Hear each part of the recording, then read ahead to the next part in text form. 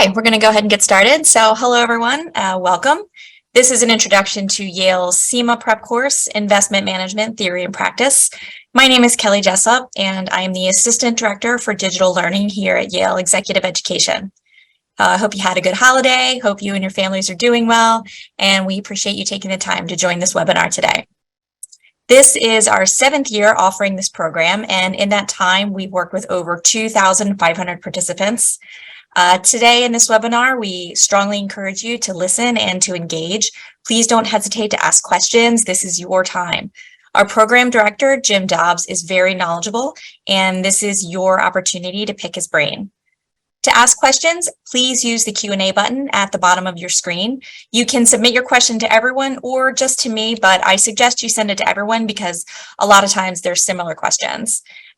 So we prefer that you use Q&A for questions directed toward Jim, and if you have any technical issues, just use the chat or you can send me a direct message.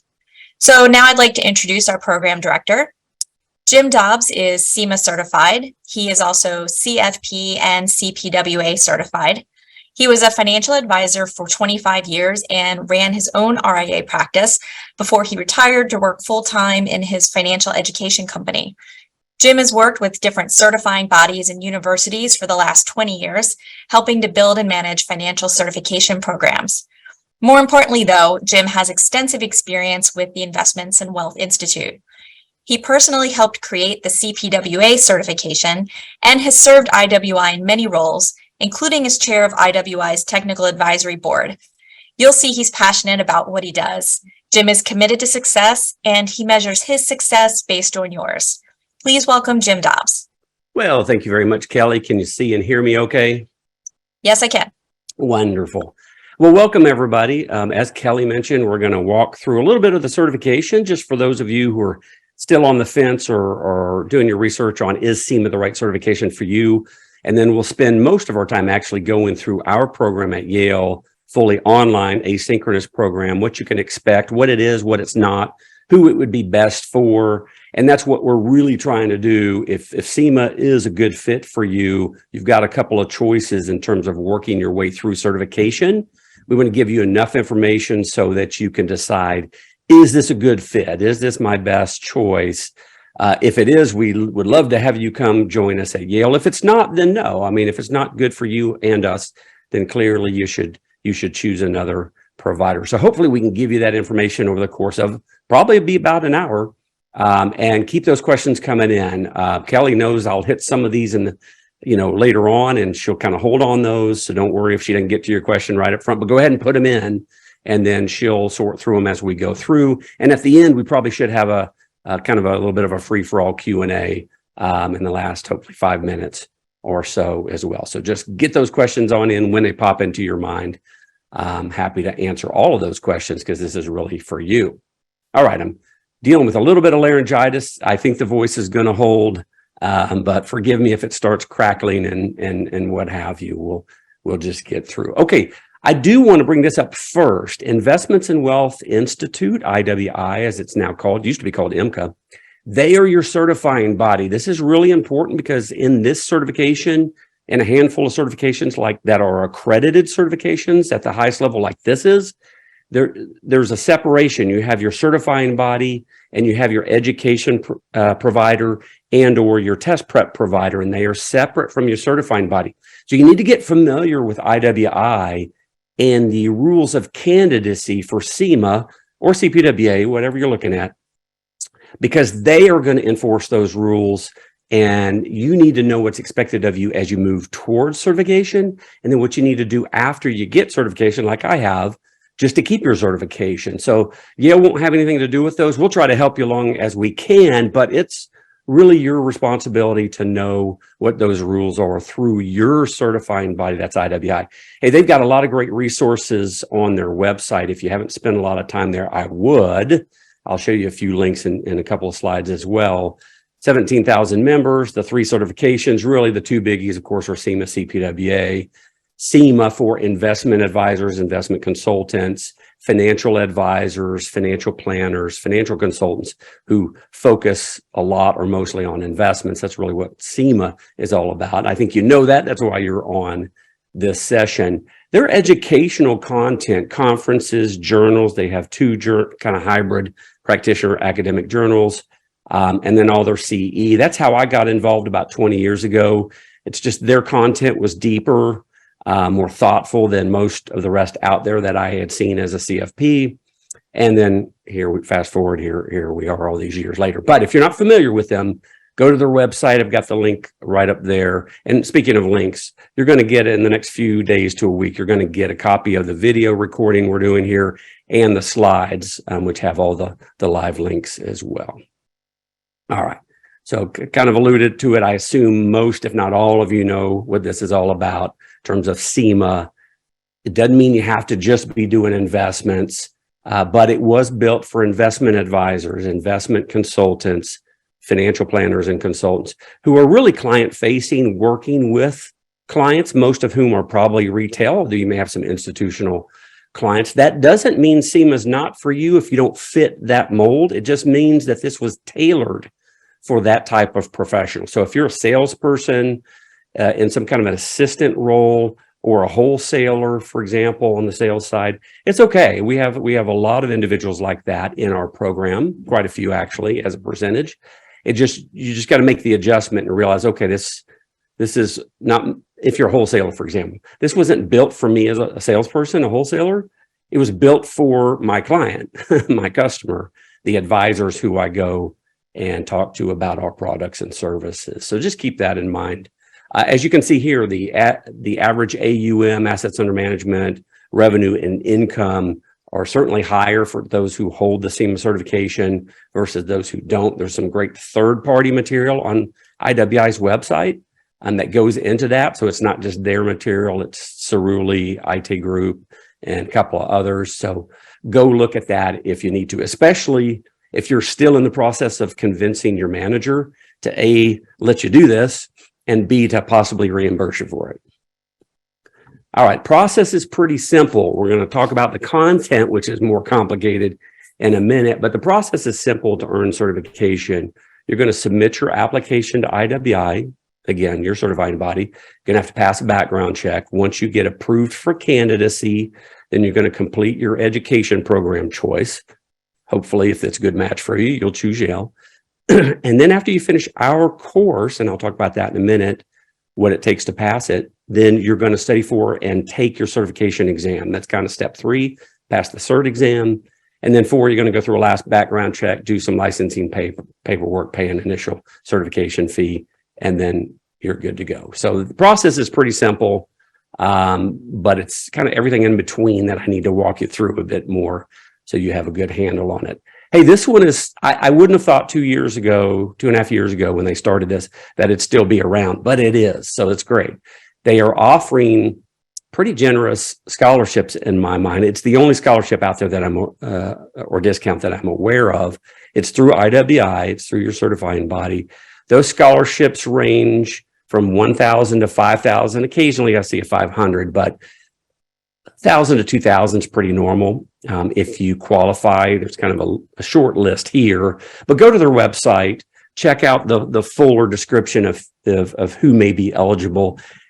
And even if you haven't applied for candidacy, you'd want to do this first anyway. Just take the 10 minutes to fill out their short little form online, submit it, and see if you get accepted for something. So how long does it take? This one can take up to a week, usually to get through the candidacy application phase. It's a few days to a week. This one can take a week, sometimes a couple of weeks. But if you haven't done this and you think you may have qualify, absolutely. This is free money. Go get it.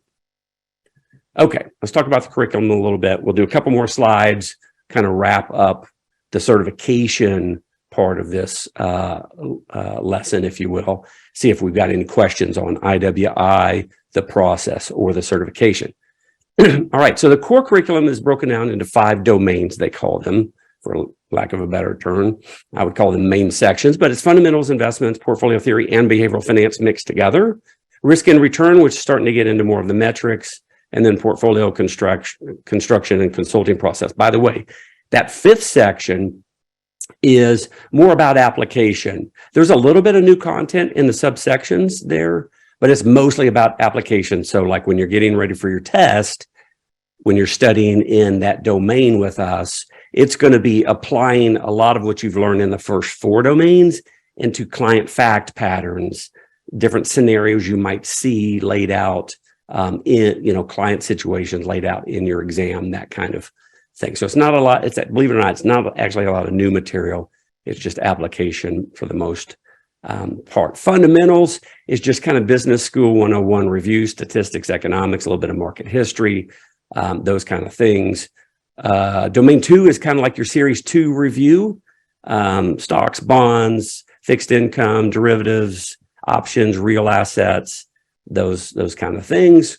Then we get into the fun stuff, in my opinion, with portfolio theory, methods, strategies, and behavioral finance, laying that on top. I think we all know, I expect all of you know this by now, we can have the best technical skills possible, but if we can't apply that and then hold ourselves and our clients to some consistency and healthy behavior, it's probably not going to matter, because they're going to pull the plug, or we're going to make a bad decision, and it's all going to go down the drain. So behavioral finance, we're going to lay on top of the portfolio theory and strategies. As I mentioned, risk and returns, really where the heavy part of the math starts to kick in.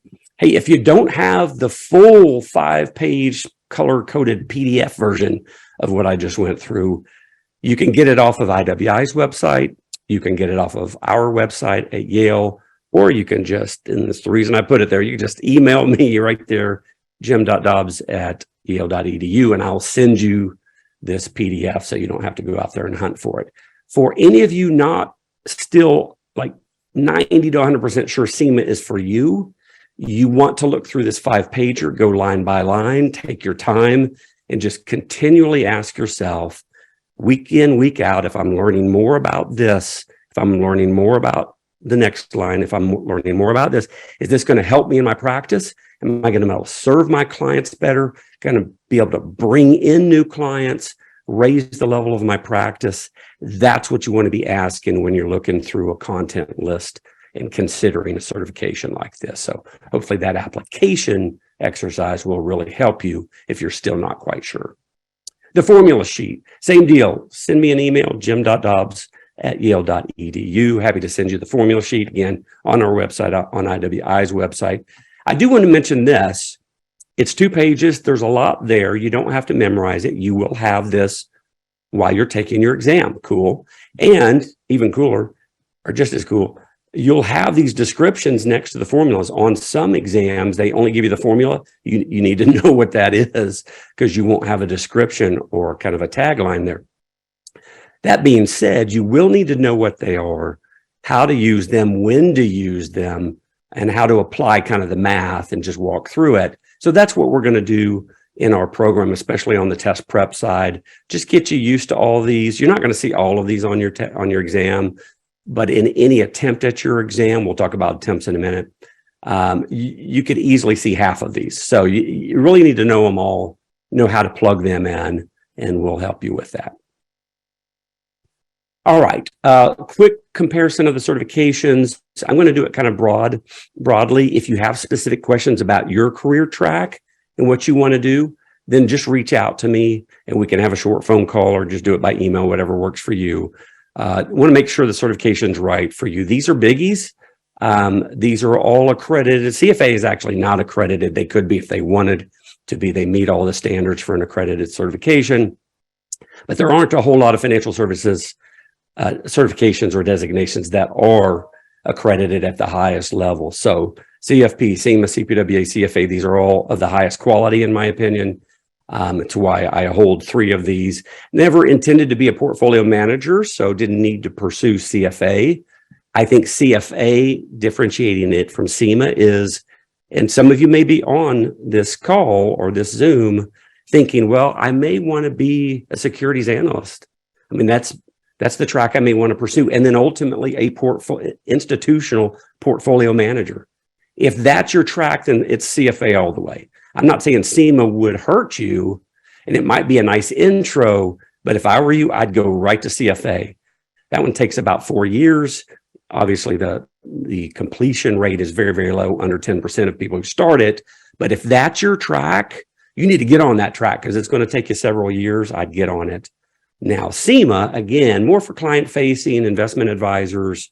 You don't have to have discretion over accounts. You could work at a Merrill or Independent or Edward Jones or UBS.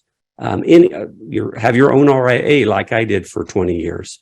Any of those individuals is what CIMA was created for. CFA was actually already in play, if you will, but the professors at Wharton, ironically, and some practitioners thought, we see the CFA curriculum, but I don't think most financial advisors, investment advisors need to go all the way down that road at that level of quantitative detail. So let's actually create a certification that is squarely for them. And that's kind of how CIMA started about 30 or 35 years ago. Usually takes about 9 months for the typical CIMA candidate. We're seeing less time than that at Yale, and I'll explain why that is in a little bit. But 4 to 5 months, studying about 10 hours, 8, 10, 12 hours a week. 4 to 5 months is very typical once our candidates start really plugging in and spending that 10 hours a week. You don't have to spend exactly 10 hours, but that's kind of the benchmark. That's the anchor you ought to be shooting for. So 4 to 5 months, a really dedicated time from you ought to get this job done. Obviously, CFP is financial planning, a financial planning standard or financial planning certification. I hold that certification myself as well. Our sister program at Yale to CIMA is CPWA, also accredited. And that's really kind of CFP. Now what? Like, I have those skills or I have that certification, but I tend to serve 5, 10, 20, $30 million clients. And it's just a deeper dive into those areas that you probably studied in CFP, but are really, really significant for your higher net worth clientele. And so we're just going to take a deeper dive into that content. And about 6 months is pretty normal for Yale CPW candidates. But again, CIMA is what we're talking about. So let's kind of move forward. Here are those links that I promised you. Again, go to IWI's website, poke through that. A lot of good third-party material that I think you can use ultimately with your clients, but even with your management right now, if you still need to get approval to go through this certification. All right, and before I go into goals and objectives, let me just back it up there. And Kelly, we'll see if we have any questions on like IWI, the certifying body, the certification process, those kind of things. Thanks. Yes, we do. We have a few. So one is about the 3 years of experience requirement. This specifically is the question is, can you do the CIMA program if you don't have 3 years? Love it. So it's already been on the IWI website. Yay. Good job. And great question. Yeah. So in the old days, you wouldn't have been able to start certification process till you hit your 3-year mark. But like a lot of certifications, IWI has changed that. You can start before you hit your 3-year mark in the industry. And in the industry doesn't mean as an investment advisor, doesn't necessarily even mean as a traditional investment professional. It means financial services. Now, investments need to be mixed in there somewhere, but suffice to say, you can start the process. Now, I will say this is really, at the very least, an intermediate certification. I would say it's somewhere between intermediate and advanced, CFA being the most advanced. So the newer you are, the less experience you have, that is going to, I was going to say hurt you. I don't think it's going to hurt you. It's just going to slow you down because you're probably going to have to play some catch up in some areas where your fellow candidates have seen some stuff before, either in practice or in the courses or tests they've taken through the years. So it's probably just going to take you longer to get through because you may have to play some catch up. You can certainly look through the 5-page document we just looked at in more detail and see how much of that are you familiar with already. If you're familiar with most of it, then there may not be a catch up. That was a very long answer for a good question. Yes, you may start the process before you hit 3 years, but if you finish everything, including the exam, you would then just have to wait till you hit your 3-year mark to use the certification. Okay, and then going back to the sort of average time for the program. So the slide said 9 months, and we have a question about whether that includes the Yale component. So do you want to just talk about the time frame a little bit more? Yeah, I will in a couple of slides. That's a great one, though, and I'm going to break it down for you a couple of different ways. And I want you to see the average, and I want you to see some ranges so you can kind of figure out, at least ballpark in your mind. Would you be right down the middle on the average? Would you be a little slower? Or would you be a little faster? Great question. Okay, we still have a few questions coming in, so I'm just going to power right through. Okay. Are there degree requirements? And if so, what are they? Yeah, for CIMA, there is not. They waived that several years ago, like other certifications. And that being said, I do want to mention on the Yale side, this course, which fits inside the whole program, is not part of a degree program. I think you all knew that. It's also not available for academic credit. So the requirements to get in, the requirements of you while you're with us, and the price are all significantly different than if this were for academic credit. So just important for you to keep in mind as well. Good question. And going back to the work experience requirement, is that from hire date or license date? Yeah, that's from hire date. So even if you were studying for your licenses, that would count. So internships are tougher, right? Because they're going to have you quantify the number of hours, which can be tough, especially if it was a couple of years ago. But if you have questions, I would reach out to Ashley Vargas at IWI and say, I think I'm close to my 3 years. Here's kind of a ballpark sketch of what it looks like. She may be able, sometimes not, but if it's not that gray, she should be able to give you some guidance. But it's Ashley Vargas. And her email is avargas, AVARGAS, avargas, at i-w.org. She's kind of your go-to person at IWI for all things CIMA. If she doesn't know, she'll get you to the right person. But we've had great success with Ashley getting back to us timely and our candidates with good information pretty quickly. So reach out to Ashley if you need to. Okay, is it possible to take CIMA and CPWA at the same time? Yeah, I wouldn't recommend it for most. We do have a few people doing that, and we do every year. If you're talking about 10 hours, give or take, for each certification, now you're talking 20 hours. And I know a lot of you already work 50, 60 plus hours just on your job, building your practice. So if you're in that boat, adding another 20 hours, man, that's a killer, unless you spread it out more and what have you. The negative on spreading it out, like over a whole year, and we'll talk about timing a little bit in just a second. The danger there is, the risk there is momentum. You won't have as much of it. That can lead to less confidence. The more you spread it out, the more you're probably going to have to backtrack because you're like, oh, wait, I studied that 7 months ago. I've forgotten some of that. Yeah, don't do that. You really want to plug in for this one and look at your calendar and go, hey, look, does the next 4 to 5 months look bad? If it does, don't start now, wait. But if it doesn't look any worse than any other part of your calendar year coming up, you just you plug in and power through. So yes, you can do it. Generally wouldn't recommend it because 20 hours or more plus your normal daily responsibilities, that could be a lot. Possible, and we do have people do it, but. Okay, 2 more and then we'll move on. The first one is, do you find that most people who go through the certification are in the RIA space or with a BD? Yeah, it's about 40-something% traditional BD or wirehouse, broker dealer or wirehouse. And then it's a little bit less than that in the RIA space, but that's only because the RIA space is smaller, although growing significantly, as you probably know. And then that leaves the rest of the group as mostly salespeople, sales associates, and wholesalers. And then there's maybe less than 5% that are anything else. Somebody in a trust department just needs to sharpen their investment skills, yada, yada, yada. So slightly more BD than RIA, but pretty close. Okay, and last one, from your experience running your own RIA, how did CIMA versus CFP help you get certain types of clients? And what would be a crucial thing to consider if one decides to get the certification and set up their own RIA? Yeah, good question. So I think CFP helped me. I got that one first. And for most of you, I would probably recommend that. Not everybody for sure, but I was doing financial planning from the get-go. I had majored in that, believe it or not, over 30 years ago when there were only a few programs out there that did that kind of thing.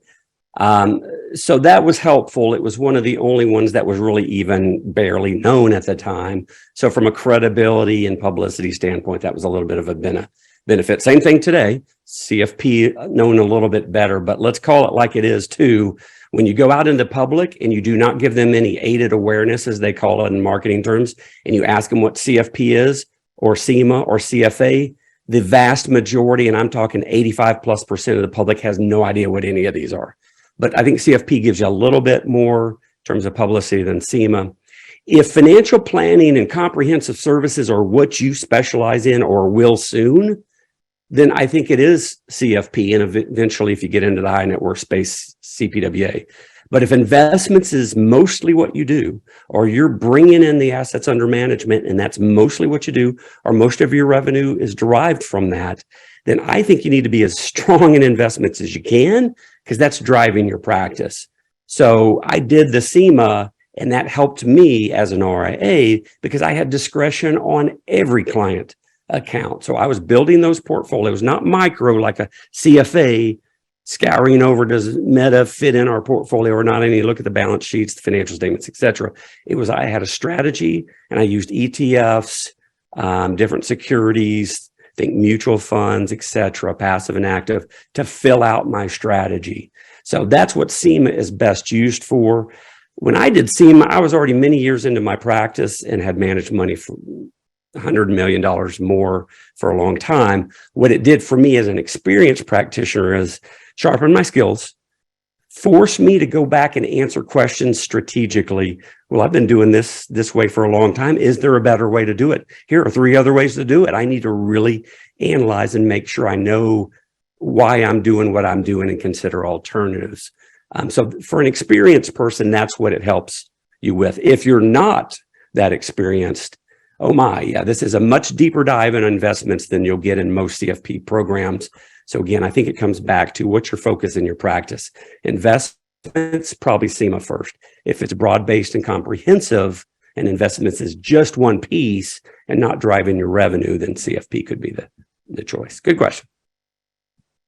Okay, we actually just did have one more come in and it sort of fits here, so we'll go ahead and do this one too.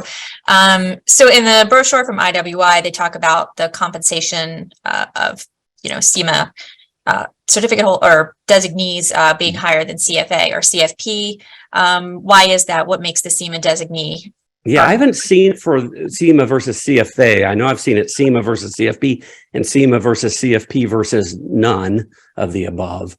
I think it's a couple things. It could be a chicken and the egg situation, right? Like people interested in CIMA, well, they're already doing well or already on the fast track, and so they're going to be good no matter what. I think there is something to be said for that. But when you go through CIMA, not only are you going to sharpen your technical skills, and here's a good one, whether you're at an RIA or a BD, let's say you don't have discretion over the account, so you're not pulling the trigger on the decision, somebody else is, or they're recommending, and you need to either sell it or service the account. By golly, you really need to know what they're recommending. Has there ever been a time when one of the people internally recommended a product or a strategy or a service and you're like, I don't know, I guess that makes sense, but I'm not really sure? Well, don't be in that boat. You need to raise the level of your skills doing CIMA or something so that you can see through that and figure out, are they just blowing smoke? Is this a high profit margin product for my firm? What's going on here? Is this really the best product for me to be pitching and servicing in my client base? I want you to know those things, and doing a real deep dive like CIMA is going to help you get there. Hopefully, you'll just confirm what they're telling you. But in some cases, I imagine that won't be the case. And you'll be like, yeah, you keep throwing around beta, you keep throwing around alpha, but I want consistency of alpha or outperformance over time. And clearly that's something like information ratio, not alpha, even if it's Jensen's alpha. And why didn't you even bring up information ratio? I want you to have that kind of knowledge, especially if other people are reaching through you to your client base. Your confidence as a result is going to go way up. I see the confidence level in our practitioner candidates go up a lot, makes them better at servicing their accounts, but also bringing in new accounts. But good question. Okay, I know we have lots to get to, so okay, let's plowing ahead. Okay, so we're going to get into the Yale part of this now. Goals and objectives, really important no matter who you're considering for a program like this, a certification. And again, we provide education and test prep. We're a little unique in that way on CIMA. Well, not little. We're the only ones that combine the education and the test prep. So you don't need to buy anything else. Like there's Wiley, there's Beta Education. You don't need to buy any of that. You just use our material, do what we ask you to do. You should be fine. But our primary goals and objectives, which we have a lot of them, but here are the three biggies. One, we want to cover that 5-pager you saw. So that's about 500 topics, easily around 1,000 when you count the subtopics. We want to cover all of that. Okay, so that means this is not 3 weekends and you're ready to test. This is intensive. So we want to have comprehensive coverage at whatever level of depth we think you need for practice and your test on that topic list. Number 2 is the one I get most excited about. So when I see you guys at conferences and events down the road in person, and we talk about your practice, this is the one that gets me excited. And that is where you're able to plug new knowledge, tools, skills, resources into your practice, not only when you were with us, but using that going forward. You're going to serve your clients better. You're going to have more confidence. You're certainly going to bring in new clients as a result. That one's the hardest to measure. So maybe it's not a SMART goal in the traditional sense. But even if it's just anecdotal feedback, which we get a ton of, and we'll talk about feedback in a little bit, that's really, really important. And then last but not least, I was literally in your seat many years ago studying for my CIMA exam and the certification. And so I know what you're going through. And as you get closer to your testing date, we'll talk about that sequence in a minute.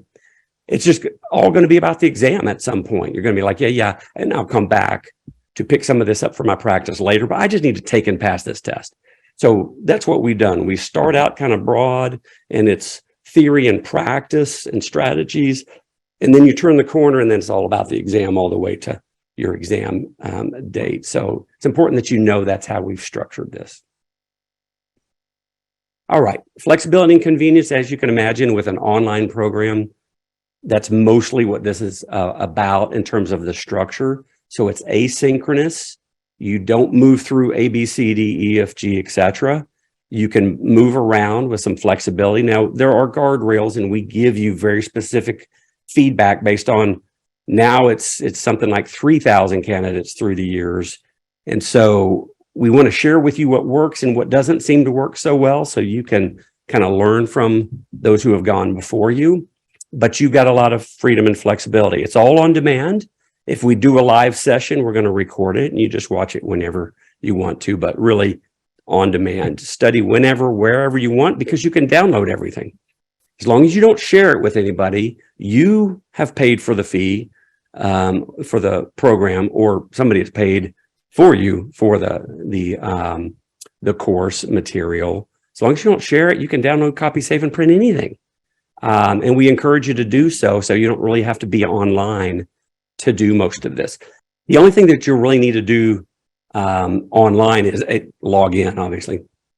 But to take our tests, which I'll talk about, that's before you start studying for the certification exam, to pass our course and to check that education requirement at IWI, you'll have to pass a series of short tests. They're all online in the program. They're not proctored. Take them as many times as you need to, but you will need to be online to do that. And most importantly, you're studying at your own pace. We built this to where if you want to plow through and go fast, you can, and nobody's going to slow you up. But if you're like, nah, I don't want to do that, or I might actually need more time. Jim, I'm a little bit of a slow learner, or maybe, because we do have this, not occasionally, but a fair amount.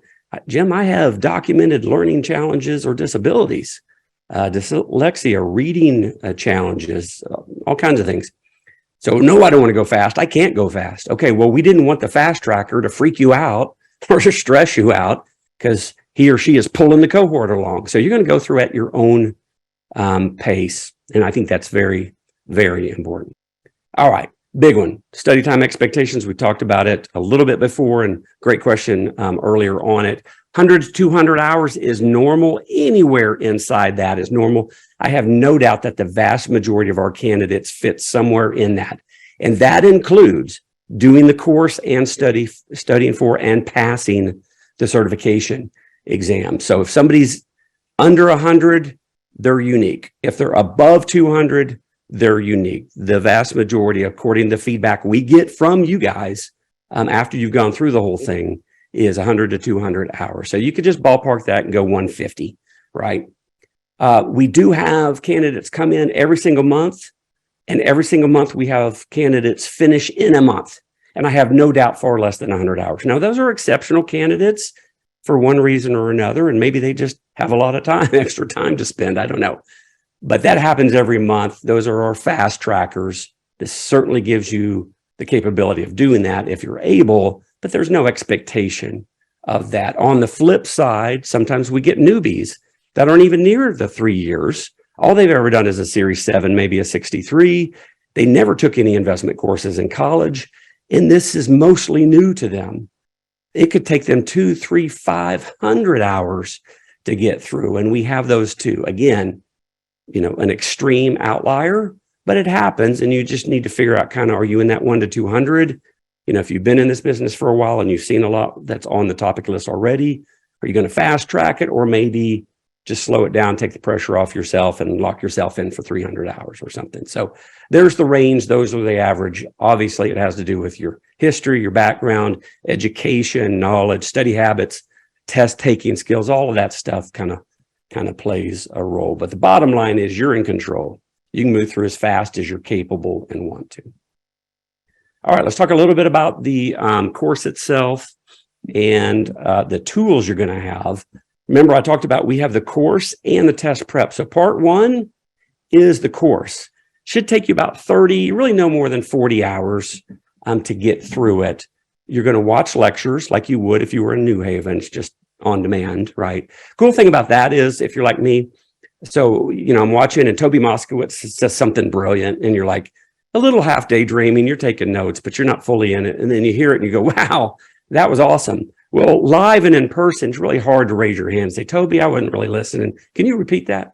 But here you can. You just slide your cursor back a little bit and watch it again and watch it again if you need to. So there is a nice component of this on-demand, kind of set up. We've got over 2,000 pages of readings. Half of that is right there in the CIMA textbook I did years ago with Wiley.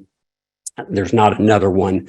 You should know, though, that is not a test prep book, even though it does have an extra test bank in it. And we'll talk about that once you get into the program. That being said, the readings are for a deeper dive. We don't key off the readings. You're going to key on the video lessons. You're going to key on the summaries. You're going to key on all the practice questions at the course and the test prep level. You're really only going to dig into that library, unless you're a voracious reader. You're really only going to dig into the library when you need the deeper dive. The video made sense, but you've got some questions that to answer, and you need to read another 3, 7, 17 pages about that thing. Or you're just really interested in that topic because you think that will help you in practice. So that's what that's all about. And then those section tests I mentioned. Right now we've got 11 section tests. You're watching videos, taking tests. Again, open book, open note. We have a few different strategies for you to choose from when you do that at the course level. You do have to pass those short tests with an 80% or higher to pass the course. But again, you can take them as many times as you need to. It's really just our way to make sure you're following along and you're paying attention and doing something. Because as you see here, you are going to earn a Yale certificate for completing this course. Again, not academic credit, but still, it's a Yale executive education course. If you're going to get a certificate, we need you to prove something through assessment. Once you finish, then we're going to tell IWI, hey, Jim has passed the course. He's now eligible to schedule his exam. And then we turn the test prep material on for you. So you'll be in there at the course level and you'll see the test prep. You just can't click into it because you're blocked out of it. Once you pass those 11 course level tests, then all of that stuff opens for you. And then it's just about the test. And then what does that look like? it's going over the same material in some of it much, much more detail from a testing perspective, but it's all different. Well, it's mostly, other than the readings, all different material. It's me walking you through a little over 1,000 slides, going through all of those topics we showed you on that color-coded PDF earlier, and just saying, hey, look, I think this is important about this. I think this is not so important about that. They test heavily. They have been recently on this. They've been testing real lightly on this. Here's these next 2 slides are kind of in the middle, so go over them, but don't sweat them too much. Next 2 slides, heavy, you better know this. That kind of thing. There's about 7+ hours of video just doing that. Over 1,000 practice questions, including a full-length mock exam. That's timed just like the 5-hour exam you'll actually take when you're ready to sit for your certification exam. Look, we don't have any more than 1 official mock exam. We used to have 3, and hardly anybody did the 3rd one, and most didn't even do the 2nd one. Well, I don't like that. I'm a little bit of a control guy. If I've got 1,100 questions in there, I want you to look at all 1,100. So 2 or 3 years ago, I took the last 2 mock exams worth of questions. I rolled those all into the practice sets because I want you to see every question. 1,000's plenty, according to most candidates, for passing the exam the first attempt. I'm much more about the quality of those questions, how applicable they are, how helpful they are, versus the quantity. Oh, I could easily give you 2,000 or 3,000. I don't want to do that. I want to give you around 1,000, give or take, and make sure they're really good questions, so that when you get to the exam, as you're going to see, and you're going to see on our discussion board, our summaries and practice questions are at least on average a little harder than what you're going to see on the exam. My job's not to go easy on you. It is actually to rough you up a little bit in the practice component of this. That way, when you get to game time, maybe it's not going to be easy, but you're going to be better prepared and have a better shot. And our pass rates, I think, reflect that pretty well. Okay, a couple more things here. We'll see if we've got more questions. Exam, I'm going to let you read about that on the IWI website. I will say 140 multiple choice questions. It's been that way forever. I don't know that that's going to change anytime soon. 125 are scored, 15 beta practice questions, just like all the certification exams do. You won't know which one those beta unscored items are. So you're just going to treat every question for real. 5 hours. Calculator policy on our website and IWI's, and in the candidate handbook, which I'll also send you if you email me.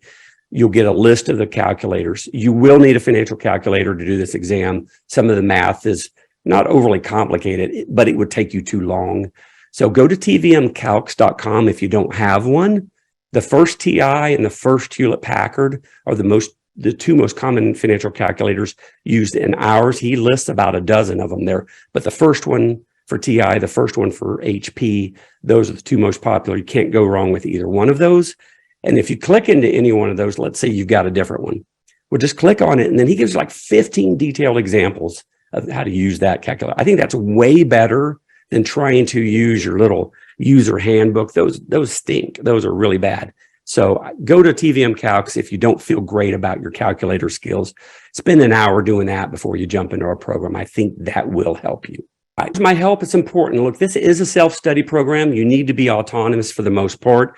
You do have help, and I'm going to walk you through that real fast here.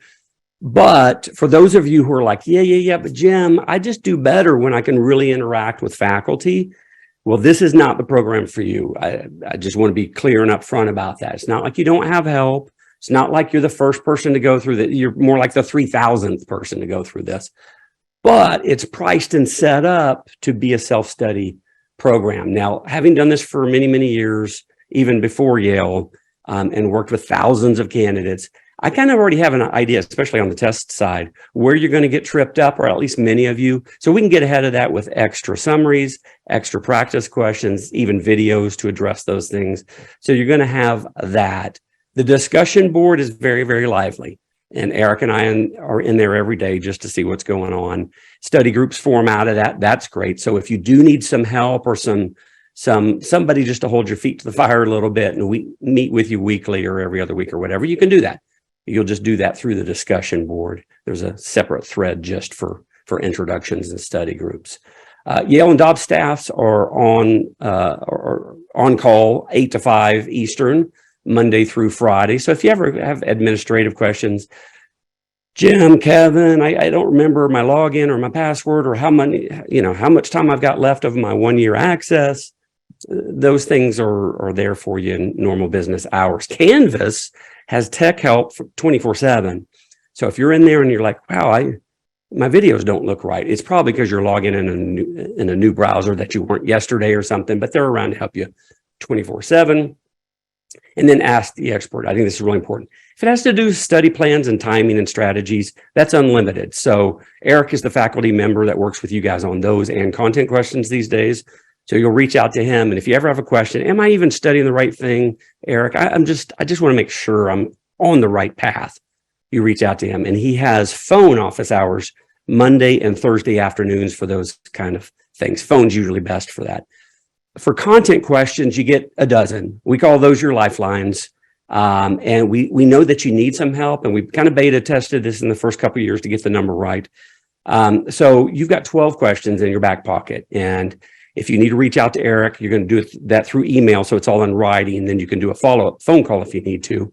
But there's a limit there because of the pricing and the structure. And we built this knowing, and it has been ever since we instituted it, most of the candidates don't ask anywhere near 12 questions because it's set up to be that way. And so we're right on the 12 questions.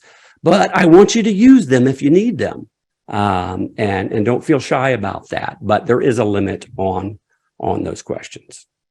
Okay, so that's your help. I'm not even going to go into program faculty. You can read more about all of us online.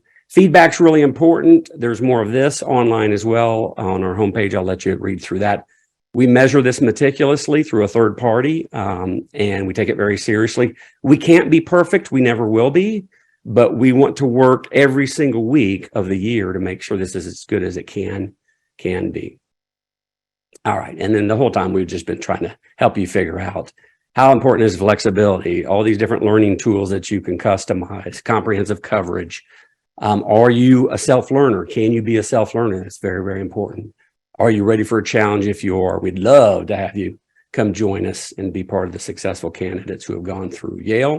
And then there's our contact information. So I think we do have a few minutes to tackle those questions. Yeah, we do. So as I mentioned, we've quite a few about the exam itself. So I'll just bundle a few together. So how many people pass the exam on the first try? What's the passing score requirement? And what is Yale's pass rate? Yeah, so I see that, Andy. Good question. So let me hit a couple things. We'll just do it rapid fire here. The cut pass score is right around a 77%. It looks like 77% of the questions that are scored you need to get right. Pass rates have varied through time. And over the last year, they've dipped, even for us. I can't remember the last calendar quarter, like ever, where we didn't beat the competition. Now, right now, it's just us in Chicago and then Australia for those of you who are down under. But in aggregate, I can't remember the last time we had not outperformed. 65 to 70% of new candidates come to us historically, and that's still the case today. So a little confusing why the pass rate has gone down on CIMA. That being said, they are going to do their 4 to 5 year job task analysis and changing of the exam and the content next year. Well, it's going to start this year, probably be implemented late this year or next year. So I don't know, and I can't see pass rates going down. So the exam itself, is it nonstop or do they give you a break?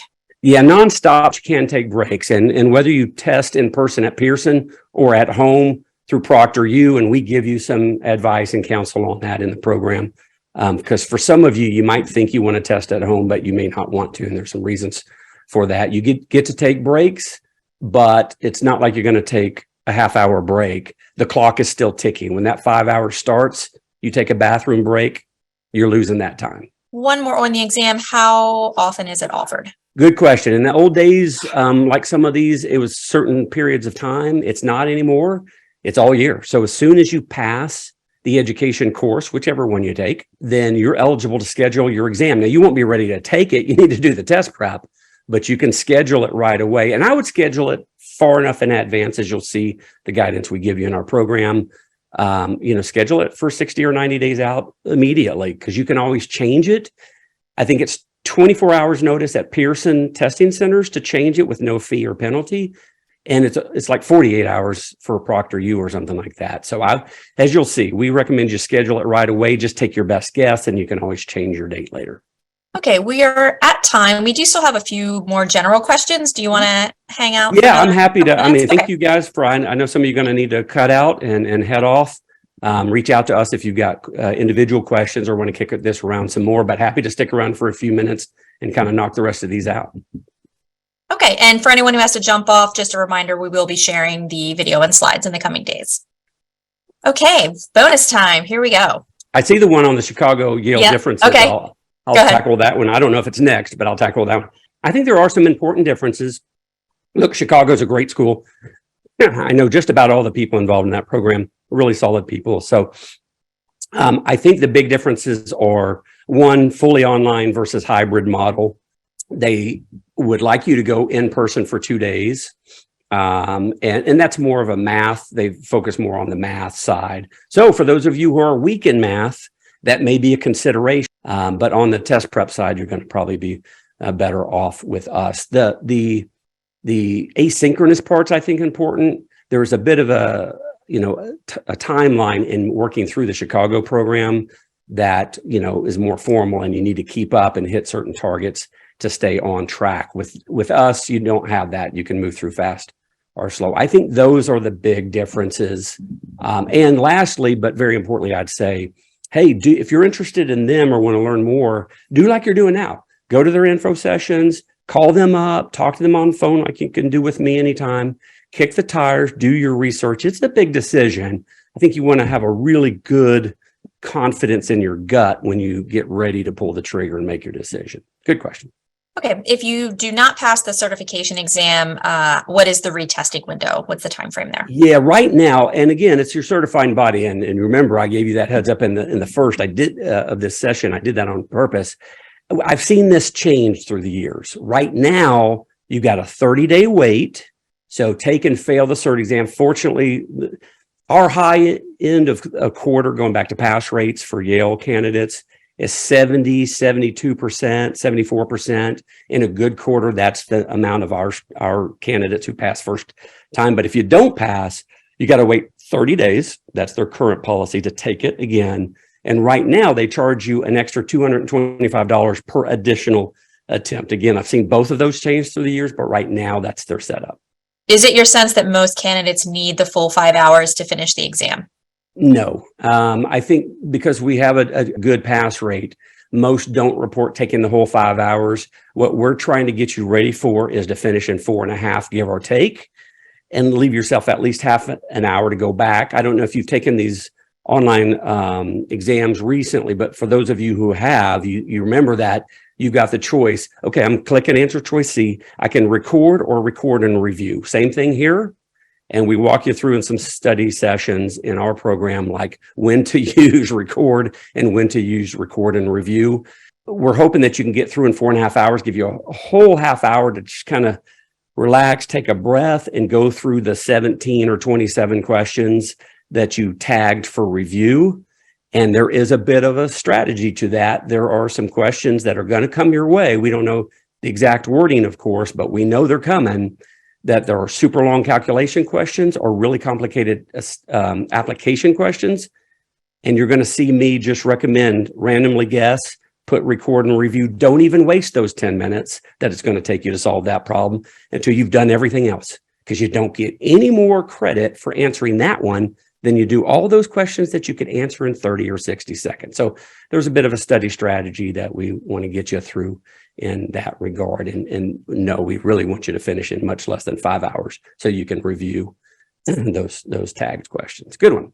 What other career opportunities open up apart from financial advisor or planner?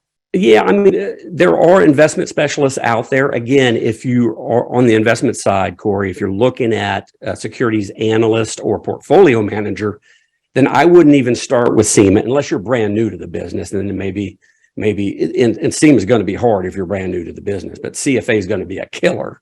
But CFA is what you need to do if you're moving towards a position of analyst or portfolio manager. But CIMA Outside of the financial services industry, yeah, no, I mean, it proves you can do something challenging, but it's not going to open doors for you, in my opinion. I mean, it really is for financial services professionals, especially those who are focusing more or investments are a real important part of their practice. Good question. How would you compare the difficulty between the Series 7 and CIMA? Yeah, I'm so glad you asked that, Dominic, because there probably are some of you in, and I'm not saying you're in that boat, but some of you have probably only taken the series exams. I've taken so many I can't even count now through the years, although that was years ago. But let's take the 7, for example. It's not a easy test, but it's definitely not a difficult test. CIMA is much more difficult than the Series 7. And other than maybe some derivatives exams I took through the years on the security side, CIMA is going to be harder than just about any securities exam, licensing exam that you've taken. It's just at a different level. Here's an application of that. Remember, for Series 7, you went to your test prep provider for a weekend or two or whatever, and you just crammed hard for all day. And after you took and passed the test, you're like, wow, so much of what they walked me through was literally on that test. And some of it word for word. I don't know how they did that. And yeah, I passed and I felt pretty good about it when I was finished, even before I knew I passed. That's not going to happen here. These certification exams, CFP, CIMA, CPWA, FRM, CFA, they guard these questions, they rotate them, they have deep data banks, and they prohibit us as educators and test prep providers for data mining. So we can't go in, we can never talk to you guys about specific wording of any question. We can ask you what they tested and what they didn't, but we can never go for what was an exact question or answer choices. That's strictly forbidden. So because of that, we can't go to that level. But in the securities exams, they clearly go to that level. I don't know if it's allowed or not, but they do. Therefore, those exams, in my estimation, are mostly about memory. If you pay attention, have good memory, you should pass most of those securities exams on your first attempt. CIMA, much more challenging, but great question. Okay. And I think, unless anyone has anything, this will be our final question. This is about sort of our program and how we approach it. So the comment is the satisfaction score of 4.8 out of 5 is really good. Curious about any feedback we've received that you would describe as more of an opportunity for the program that students have given. Are you asking where do we not score well and we should do better? I'm because opportunities in quotes, so I'm reading it as like what some feedback you've received that's like, I don't know, we've made changes to improve the program. Yeah, I feel like it's ongoing, right? Like you're always well, it is. And a couple thoughts there, Corey. One, it is ongoing. I don't know what other program providers do, and there have been several other schools through the years that I've been around that have dropped out for one reason or another. So I'm very, very happy about the track record at Yale and what we've got in front of us. But we are doing this all the time. So Eric and I, particularly, the other faculty members are involved as well. But he and I are scouring through the slides, the videos, the practice questions, and he and I are working based on the feedback we're getting from you guys after you test. Again, we can't talk about specific wording of questions, but we're always revising and try to add more questions if they're really good practice questions, that kind of thing. That being said, this is, again, our 7th year. So with all those months, 84 plus months of actually working this proactively, yeah, it has changed through the years. I'm very happy that we dedicated the time and the money to do that. I think we're going to go ahead and I was just going to ask if you can, we are going to share the deck and the recording, but just as we're signing off here for our last request, we'll leave this faculty slide up. Yeah, and the other faculty members are on the website with full bios. So just go under our homepage, slide down to program faculty, and you'll see the full deal there for all of us. All right. Well, thanks so much, Jim. Thanks for spending a little extra time and doing a bonus session. And thanks to everyone who stayed with us and for submitting so many great questions. I hope it was really useful and informative. So yes, for more information, visit our website. As Jim mentioned, reach out to us directly if you have any additional questions. And just to reiterate, we will be sharing the recording and the slides in the coming days. And once again, we just want to emphasize, we certainly hope to see you in our program, but it's most important that you find the program and the path that's the best fit for you. So thanks again for joining us.